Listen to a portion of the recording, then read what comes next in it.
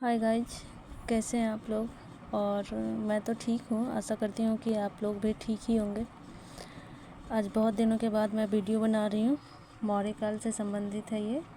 और 50 क्वेश्चन हम लोग ने कर लिया था। ठीक, इसमें टोटल 93 क्वेश्चंस था, तो 50 कर लिए हैं, तो 51 से आज स्टार्ट करेंगे। ठीक, आगे जितना बचा हुआ है उसके लिए।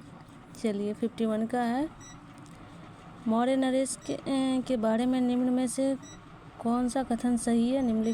उन्होंने किसका विकास किया था। तो उन्होंने किया था सांस्कृतिक, कला व साहित्य का, और इधर 3 का प्रांतीय विभाजन का, और हिंदकुश तक साम्राज्य का, इस सब का विस्तार किया था उन्होंने। ठीक है। और अशोक के 52 का है, अशोक ने कलिंग को मौर्य साम्राज्य में जोड़ लिया था, क्योंकि कलिंग दक्षिण भारत को आने वाला स्थलीय एवं समुद्री मार्गों को नियंत्रित करता था। तो हाँ, ये दोनों सही है, कथन और कारण दोनों सही है। क्योंकि इसलिए लगाए हैं, पता है, एक क्वेश्चन होता है और एक मतलब उसका आंसर होता है। तो इस टाइप से अगर करेंगे ना तो दोनों मैच कर जाएगा, तो आपका आंसर निकल जाएगा। ठीक है। चलिए, 53, अशोक के जो शिलालेख संगम राज्य के बारे में हमें बताता है, उनमें शामिल है। तो दूसरा एवं 13वां शिलालेख शामिल है।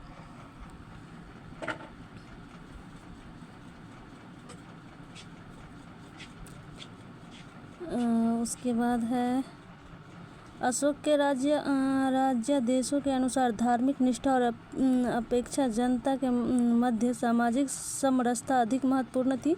उसने धर्म सर्वधर्म के स्थान पर समता के विचारों का प्रसार किया।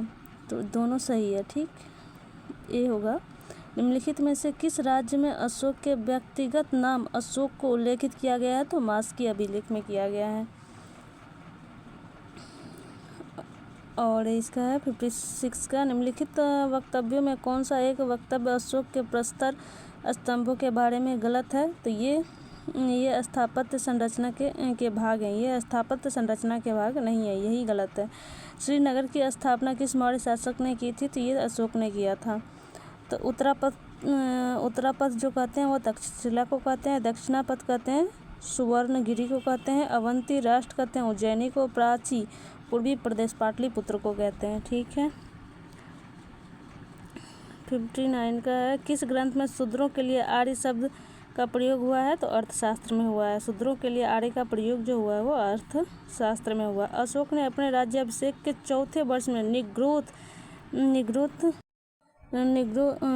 के प्रभाव से प्रभावित होकर किससे बौद्ध धर्म की दीक्षा ली। तो उपगुप्त से ली थी, उपगुप्त से। 61 का है, किसने पाटलिपुत्र को पोलीब्रोथा कहा। तो ये मेगस्थनीज ने कहा था। मौर्य काल में एग्रोनोमाई किसे कहा जाता है। एग्रोनोमाई बोला जाता है सड़क निर्माण अधिकारी को बोला जाता है। सड़क निर्माण जो अधिकारी होते हैं उसको एग्रोनोमाई बोला जाता है। किस श्रीलंकाई शासक ने अपने आप को मौर्य सम्राट अशोक के आदर्शों के अनुरूप ढालने की कोशिश की। तो तिस्य ने किया था। किस जैन ग्रंथ में चंद्रगुप्त मौर्य ने जैन धर्म अपनाने का उल्लेख मिलता है। किस जैन ग्रंथ में चंद्रगुप्त मौर्य के जैन धर्म अपनाने का उल्लेख मिलता है। परिशिष्ट पर्वन में मिलता है। किस महीने में मौर्यों का राजकोषीय वर्ष आरंभ होता है। राजकोषीय वर्ष आरंभ किस महीने में होता है। तो जुलाई, आषाढ़ में होता है।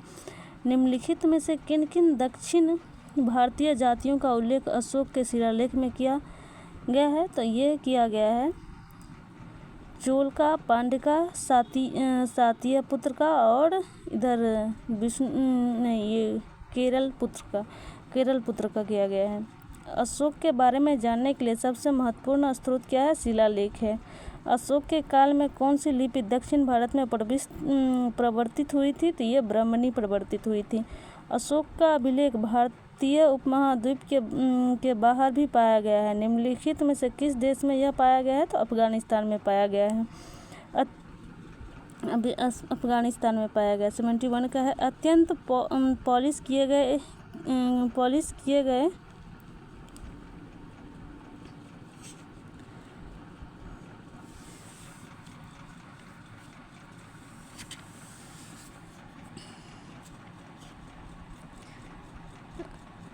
क्या थे हम लोग 71 पे। अत्यंत पॉलिश किए गए एकाश अशोक स्तंभ जिस पांडुरंजित बालूकाश में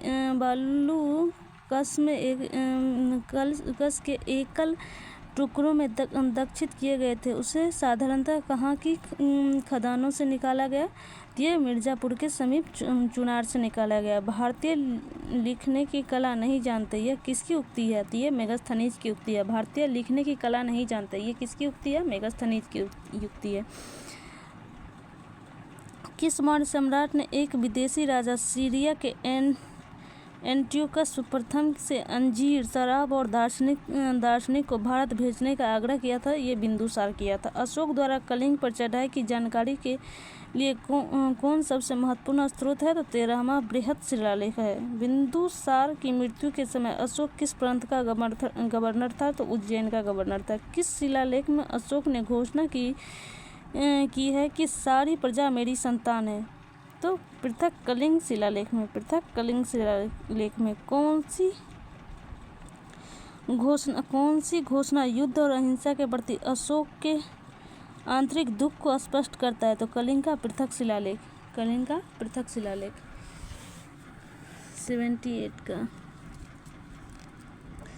78 का है। किस शिलालेख में अशोक की यह घोषणा अंकित है कि किसी भी समय चाहे खाता रहूं या रानी के साथ विश्राम करता रहूं या मैं अपने अंतःशाला में रहूं, जहां भी रहूं मेरे महामात मुझे सार्वजनिक कार्यों के लिए संपर्क कर सकते हैं?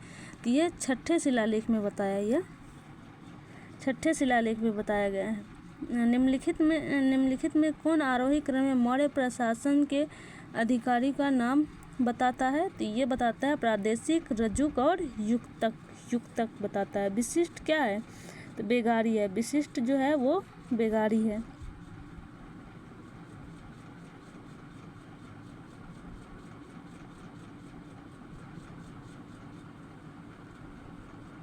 मौर्य काल में सीता से तात्पर्य क्या है? राजकीय भू से प्राप्त आय। राजकीय भू से प्राप्त आय जो होता था उसे हम सीता कहते थे मौर्य काल में।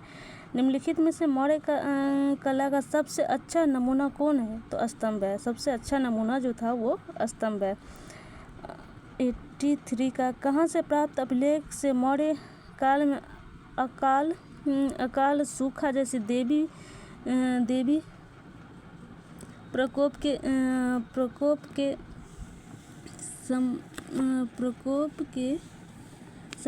प्रकोप के समय राज्य द्वारा राहत कार्य किए जाने का विवरण मिलता है? तो महास्थान बांग्लादेश, सोहगौड़ा उत्तर प्रदेश। सोहगौड़ा जो है वो उत्तर प्रदेश में। अशोक ने श्रीलंका में बौद्ध धर्म का प्रचार हेतु किसे भेजा था? तो अपनी बेटी और बेटा को भेजा था। पुत्र और पुत्री महेंद्र और संघमित्रा को भेजा था। अशोक के मनसेहरा पाकिस्तान एवं शहबाजगढ़ी पाकिस्तान से प्राप्त शिलालेख में किस लिपि का प्रयोग किया गया? तो खरोष्टी लिपि का प्रयोग किया गया। मानसेहरा और शहबाजगढ़ी ये दोनों जो शिलालेख है वो पाकिस्तान में है। कहाँ से अशोक के द्विभाषिक ग्रीक और अरामाइक अभिलेख प्राप्त हुआ? तो ये सरेकुन्ना कंधार से प्राप्त हुआ। कौटिल्य द्वारा रचित अर्थशास्त्र कितने अधिकरणों में विभाजित है? तो 15 अधिकरणों में विभाजित है। अर्थशास्त्र में उल्लेखित सप्तांग में शामिल है? तो राजा, क्षेत्र, प्रशासन एवं कोश। सप्तांग में शामिल जो है वो राजा, क्षेत्र, प्रशासन और कोश है।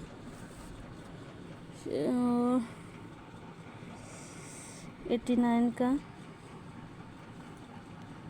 अशोक का समकालीन तुर्मै कहाँ का राजा था? तो मिस्र का राजा था। किसके शासनकाल में डिमेकस भारत आया था? डायमेकस या डिमेकस जिसे जो भी बोलिए वो भारत आया था। तो बिंदुसार के शासनकाल में आया था। निम्नलिखित अभिलेखों में से किसमें अशोक का नाम उल्लेखित हुआ है? तो नाम उल्लेखित है तो गुर्जरा अभिलेख में हुआ है।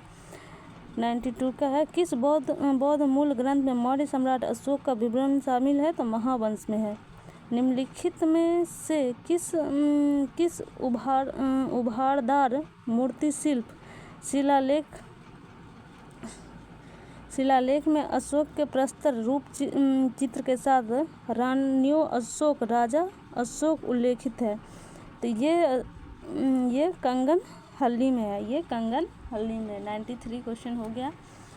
और कल हम करेंगे मौर्योत्तर काल, गुप्त वर्ष काल का है, गुप्त पूर्व काल का है, और 185 ईसा पूर्व से 319 ईस्वी तक का है ये।